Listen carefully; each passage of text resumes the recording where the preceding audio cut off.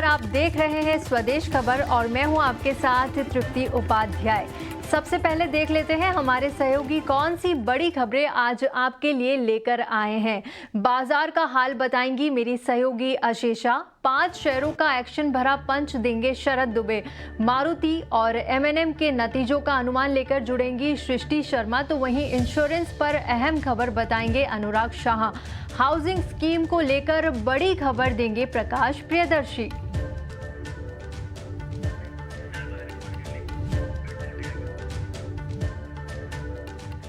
और सबसे पहले बात करते हैं बाजार की। तो बाजार में आज ऊपरी स्तर से दबाव दिखा। निफ्टी दिन की ऊंचाई से करीब 110 अंक फिसलकर 24,850 के पास बंद हुआ। तो वहीं बैंक निफ्टी भी ऊपर से 450 अंक फिसलकर बंद हुआ, मगर बाजार में मजबूती कायम है। दिन भर बाजार में कैसा एक्शन रहा जानते हैं मेरी सहयोगी अशेषा अद्वर्यु से। जी अशेषा, बताएं। बिल्कुल, दूसरे दिन लगातार भारतीय बाजार सपाट बंद होते हुए नजर आए। निफ्टी 50 की बात करें तो 24,850 के ऊपर आज हम बंद हुए, लेकिन ब्रॉडर मार्केट्स की बात करें तो यहाँ पर काफ़ी एक्शन था। Nifty mid cap index all time high levels पर आज था। तीसरे दिन लगातार निफ्टी मिड कैप इंडेक्स हरे निशान में बंद होता हुआ नजर आया। कुछ सेक्टोरल गेनर्स की बात करें तो निफ्टी एनर्जी इंडेक्स में आज काफ़ी एक्शन था। सभी ऑयल मार्केटिंग कंपनीज फोकस में थे। एचपीसीएल, बीपीसीएल, आईओसीएल सभी स्टॉक्स में आज अच्छा खासा एक्शन दिखा। ब्रेंट क्रूड प्राइसेस घटे, जिसके चलते मार्केटिंग कंपनीज में तेजी दिखाई दी और पेंट कंपनीज में भी आज काफ़ी एक्शन दिखा।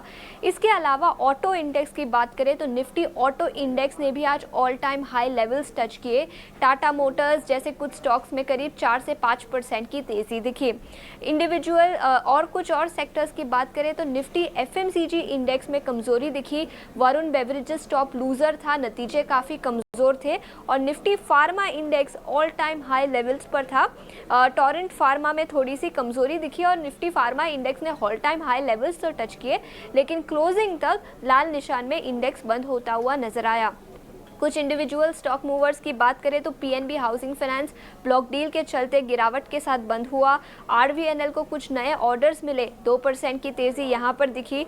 जिंदाल 100 के नतीजे काफ़ी शानदार रहे, 7% की तेजी के साथ बंद होता हुआ नजर आया। आइडिया फॉर्ज के नतीजे कमज़ोर थे, 13% की गिरावट यहां पर भी दिखी। All in all individual index पर देखें तो ज़्यादा कुछ एक्शन नहीं था। दूसरे दिन लगातार ज़्यादा कुछ इंडेक्स लेवल पर एक्शन नहीं था, लेकिन इंडिविजुअल स्टॉक मूवर्स काफ़ी थे। धन्यवाद अशेषा। चलिए बढ़ते हैं आगे अपने खास सेगमेंट की तरफ। 5 का पंच हमारे सहयोगी शरद बता रहे हैं कि किन शेयरों ने लगाया एक्शन भरा पंच। जी शरद, बताएं।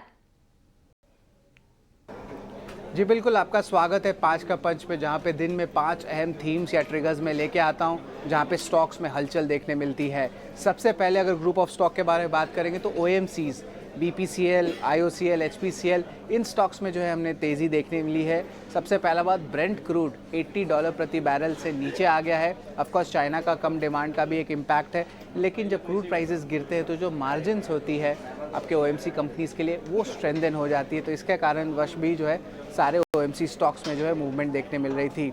यूबीएस ने भी अपग्रेड कर दिया इन ओएमसी स्टॉक्स को। आईओसीएल और एचपीसीएल को बाई रेटिंग पे रखा है और बीपीसीएल का रिटेरिएट किया है बाई रेटिंग। लक्ष्य जो है एचपीसीएल का 445 है, बीपीसीएल का 400 और आईओसी का 210 रुपीज़ पर शेयर है।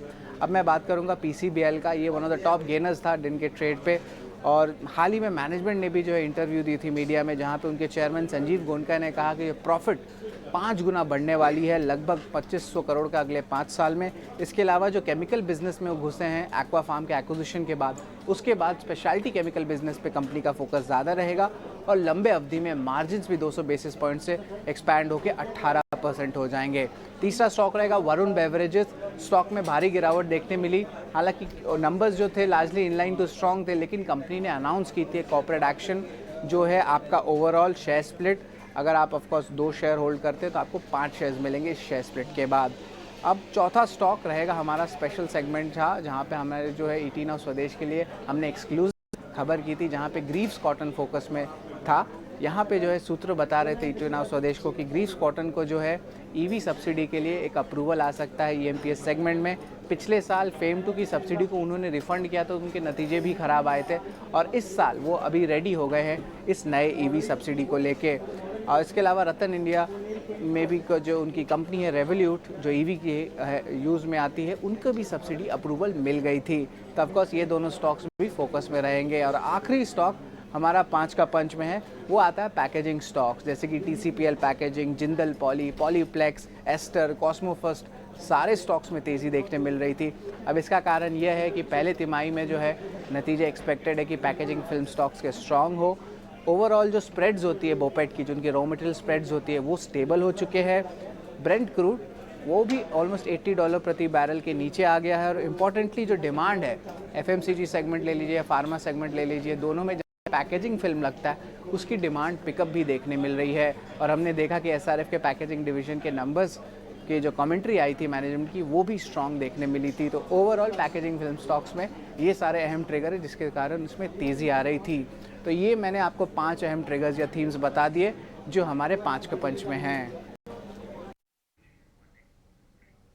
जी, तो बढ़ते हैं आगे। और कल निफ्टी ऑटो की 2 दिग्गज कंपनियां एमएनएम और मारुति अपने पहली तिमाही के नतीजे जारी करने वाली है। नतीजों को लेकर क्या अनुमान है बताएगी मेरी सहयोगी सृष्टि शर्मा। जी सृष्टि, बताएं नतीजे कैसे रहने वाले हैं।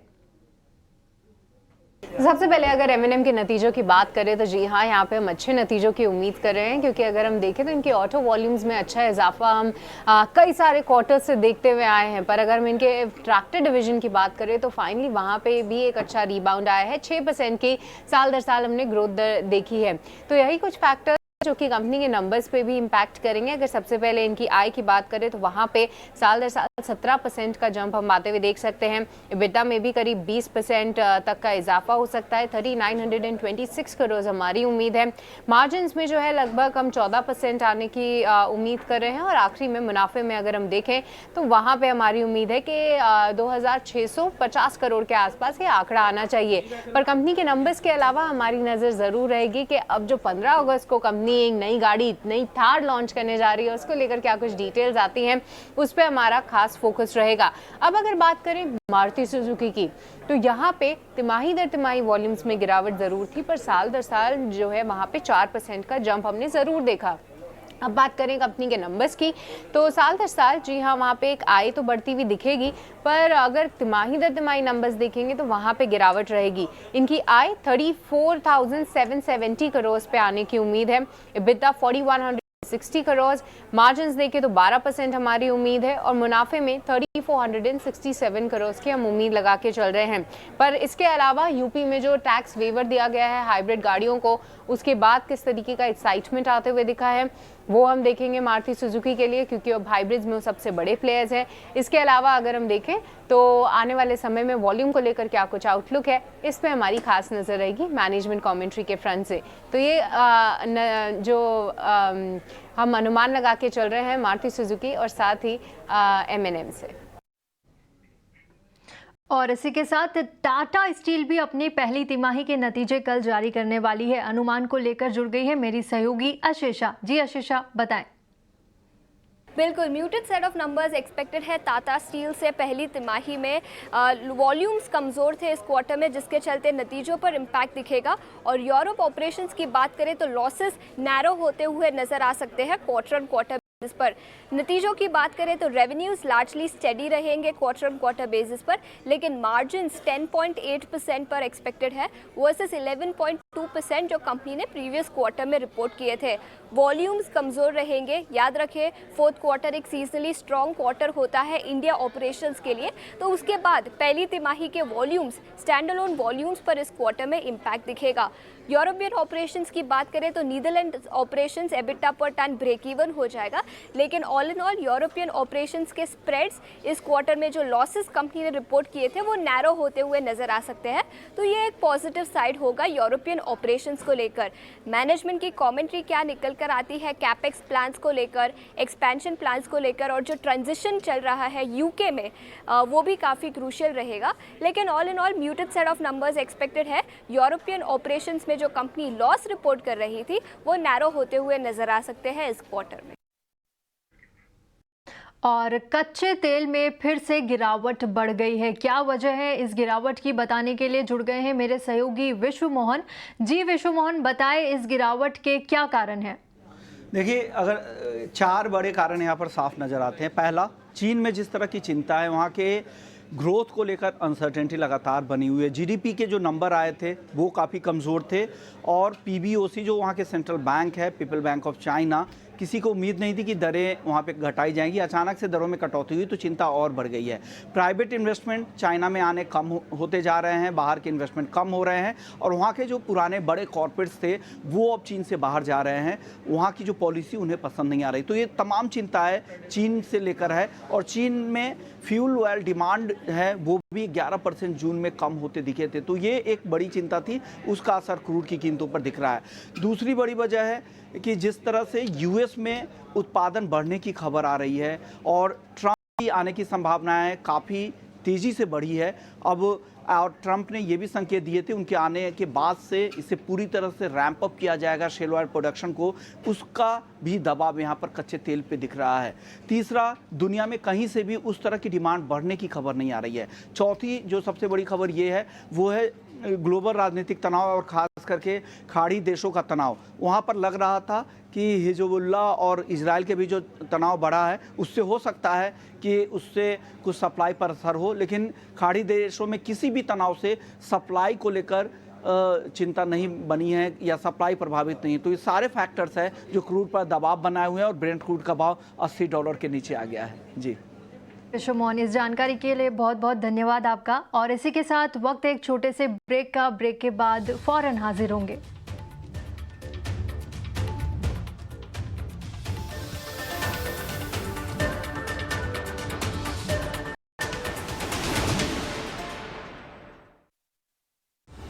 In association with SBI, solid bank की सॉलिड बैकिंग। टेक्निकल चार्ट हो या फिर F&O, किस खबर का होगा आप पर कितना असर? व्यापार जगत से जुड़े हुए हर मुद्दे का विश्लेषण समझिए मेरे साथ आसान भाषा में। ग्रोथ बहुत अच्छी चल रही है। बनाइए अपने ट्रेडिंग डे की बेहतर रणनीति। शॉर्ट कवरिंग से लॉन्ग में आने में समय लगेगा, इसलिए ये एक मेक ब्रेक लेवल है। 200 दिन की एवरेज के ऊपर आके हम ट्रेड करने लगे हैं। मैं डिम्पी कालरा, जुड़िए मेरे साथ सिर्फ 18 ऑफ स्वदेश पर। Lancer Container Lines Ltd, a leading integrated shipping and logistics provider in India, announces plans to expand its TEU capacity to 45,000 by FY26, up from 20,000 in FY24. Adding 200 to 300 containers monthly, the company aims to become a fully integrated service provider and is exploring new vessel purchases. Company is expecting significant revenue and growth margins. World food India 2024 विश्व की खाद्य स्रोत बनने के लिए अग्रसर। खाद्य प्रसंस्करण कौशल को प्रदर्शित करने के लिए एक वैश्विक आयोजन। Ministry of food processing industries आपको आमंत्रित करता है वर्ल्ड फूड इंडिया 2024 में 19 से 22 सितंबर, भारत मंडपम, नई दिल्ली। वो हिस्ट्री जो आपको नहीं पढ़ाई गई। 1250 साल पहले चोल राजाओं ने वो काम कर दिया था जो मुगल तो क्या दुनिया में कोई नहीं कर पाया। वो मैथ्स जो आपको नहीं समझाया गया। नरेंद्र मोदी चिंता जताते थे 2013 में कि तब रुपया क्यों गिर रहा है भाई, यूरो के मुकाबले रुपया मजबूत हो रहा है, पाउंड के मुकाबले रुपया मजबूत हो रहा है। भारत दुनिया की सबसे तेजी से बढ़ती अर्थव्यवस्था है। वो केमिस्ट्री जो आपको नहीं दिखाई गई। पीएम मोदी ने बीजेपी को 40 साल जिताने का फॉर्मूला तैयार भी कर लिया। नो तुष्टीकरण, उन्होंने कहा इसकी जगह तृप्तिकरण कर। वो साइंस जो आपके काम की है। कहीं आप वो गिलोय तो नहीं ले रहे जो लिवर फेल कर सकते। देश हित में चल रही है न्यूज की पाठशाला, रोज रात 8:50 पर। कायदे से तो आपको बहुत पहले पढ़ लेना चाहिए। एडमिशन लिया क्या?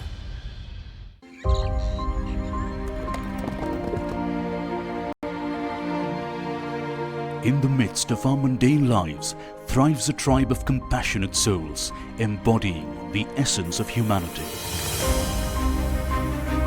Common by appearance, uncommon by deeds. They are the amazing Indians. Announcing the next edition of Times Now Amazing Indians Awards.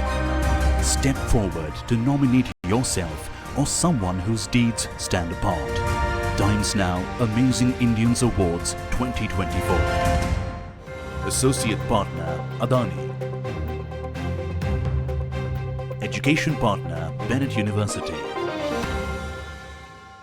Philatex Fashion Limited's mining subsidiary, Philatex Mines and Minerals Private Limited, has secured a Rs 293 crore export order for about 3 lakh metric tons of white marble from Bloom Flora Ventures for 54 hospitals in Africa. The board has also approved Mr. Sunil Agarwal as additional director and CEO, pending shareholder confirmation. Additionally, the company has approved a 5-for-1 stock split, converting each 5 rupee equity share into 5 1 rupee shares. The stock split is fixed as 9th August 2024 to enhance liquidity and expand its shareholder base.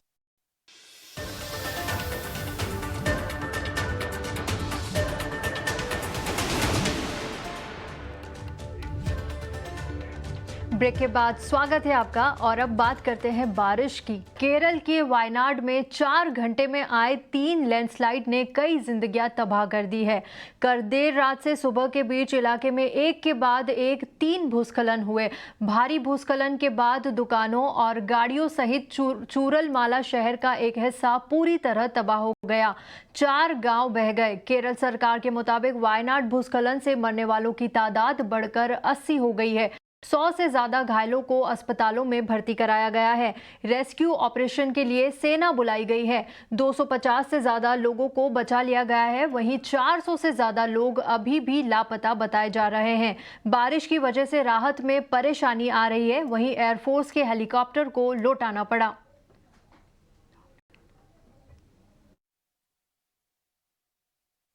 Wayanad में आज सुबह हुई landslide के बाद death toll officially 89 पे पहुंच चुका है। यह हर घंटे में डेथ टोल बढ़ी जा रही है और काफ़ी सारे लोग इसमें इंजॉर्ड बता रहे हैं। और ये नंबर्स हम फिलहाल ऑफिशियली 89 डेथ टोल बताया जा रहा है, पर ये नंबर घंटों पर घंटों ये इंक्रीज होता जा रहा है। रेस्क्यू ऑपरेशंस पूरी तरीके से फुल स्विंग में जारी है और स्टेट गवर्नमेंट और सेंट्रल गवर्नमेंट दोनों मिल के रेस्क्यू गवर्नमेंट पूरे जोरों शोरों से चल रहे हैं और पूरी कोशिश है हर एक इंसान जो भी उस लैंडस्लाइड में फंसा हुआ है, जो मिट्टी के नीचे फंसा हुआ है, जो पानी में फंसा हुआ है, इन सबको बचाने की पूरी कोशिश जारी है। Indian army, Indian navy, Indian air force, NDRF, fire force, ये इत्यादि सारे रेस्क्यू ऑपरेशन टीम अभी फिलहाल वायनाड में मौजूद है और सब पूरी कोशिश कर रहे हैं कि जितनी जल्दी हो सके उतनी जल्दी सारे लोगों को बचा लिया जाए।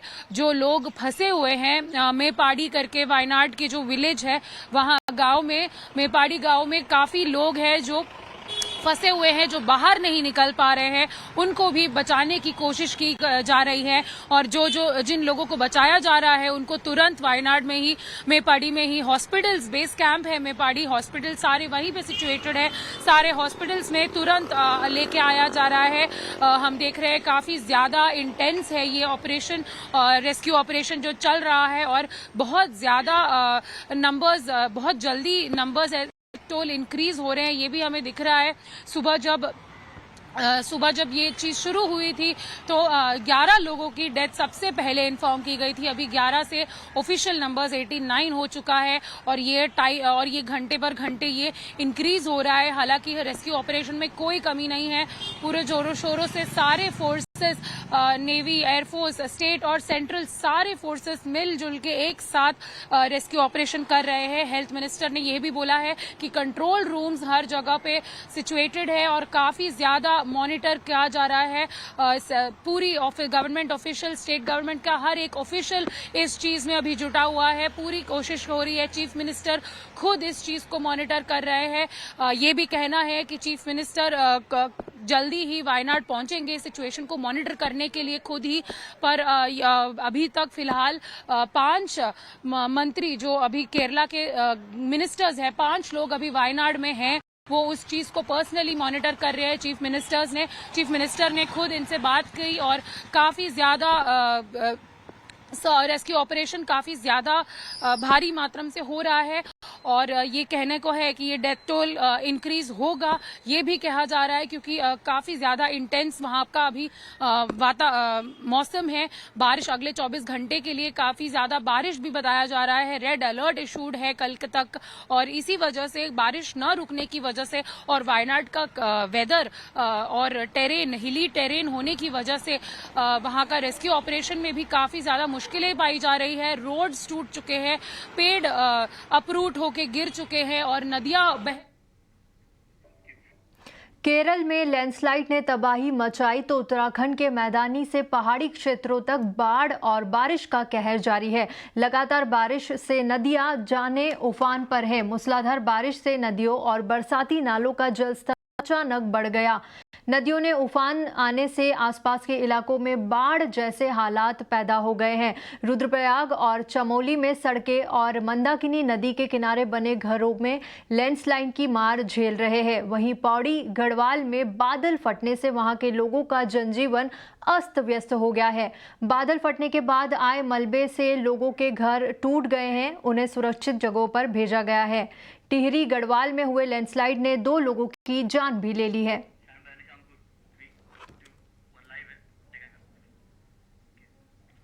और एफएनओ पर सेबी का कंसल्टेशन पेपर जारी हो गया है। इस पर और डिटेल्स के साथ जुड़ गए हैं मेरे सहयोगी अंकुर मिश्रा। जी अंकुर, बताएं इस कंसल्टेशन पेपर की खास बातें। जी हाँ, सेबी पूरी कवायद कर रहा था कि जो रिटेल इन्वेस्टर्स हैं उनको प्रोटेक्ट किया जाए और खासकर डेरिवेटिव्स मार्केट में। तो यहाँ पर एक कंसल्टेशन पेपर लाया गया है और जहाँ पर सुझाव मांगे गए हैं कि क्यों ना जो मिनिमम कॉन्ट्रैक्ट साइज होता है इंडेक्स डेरिवेटिव्स का उसको बढ़ा दिया जाए। एग्जिस्टिंग जो सीमा है वो करीब 5 लाख है, उसको पहले चरण में 15 से 20 लाख करने का सुझाव है और उसके बाद फेज 2 यानी कि 6 महीने बाद उसको बढ़ाकर 20 से 30 लाख तक बढ़ाने की योजना है। तो ये जो प्रपोजल है उस पर मार्केट पार्टिसिपेंट्स के सुझाव मांगे गए हैं कि अगर ये बढ़ाया जाता है तो इसका किस तरीके से असर पड़ेगा। इसके अलावा एक और जो प्रॉब्लम थी वो थी वीकली ऑप्शंस का, तो वहां पर भी रैशनलाइज करने का रिकमेंडेशन दिया गया है। साथ ही साथ ये बोला गया है कि 50 से ज़्यादा स्ट्राइक्स नहीं होने चाहिए एक बेंचमार्क इंडेक्स के जो कॉन्ट्रैक्ट डेरिवेटिव्स होता है उसकी जो सीमा है वो तय कर दी गई है। साथ ही साथ एक जो बड़ी दिक्कत आती थी वो थी वीकली एक्सपायरी को लेकर। वहां पर मार्जिन्स जो का रिटेल इन्वेस्टर्स के खासकर काफ़ी कम हो जाते थे। तो जो सुझाव है वो ये आया है कि जो एक्सट्रीम लॉस मार्जिन्स हैं उनको बढ़ाया जाए। तो ये भी एक चरणबद्ध तरीके से होगा, यानी कि अगर एक्सपायरी एक दिन बाद है तो पहले एक्सट्रीम लॉस मार्जिन्स 3% पर रखा जाएगा और उसके अगले दिन यानी कि जिस दिन एक्सपायरी है ये बढ़ाकर एक्सट्रीम लॉस मार्जिन को 5% करने का सुझाव है। तो ये जो सारे सुझाव हैं वो इन्वेस्टर प्रोटेक्शन के लिए दिए गए हैं। अब इसमें फीडबैक मांगा जाएगा और फाइनली आप देखेंगे कि सेबी इस पर गाइडलाइंस जारी करेगी। बहुत बहुत शुक्रिया आपका इस पूरी जानकारी के लिए। और इसी के साथ फिलहाल इस बुलेटिन में इतना ही, लेकिन आप देखते रहिए ET नाउ स्वदेश। नमस्कार।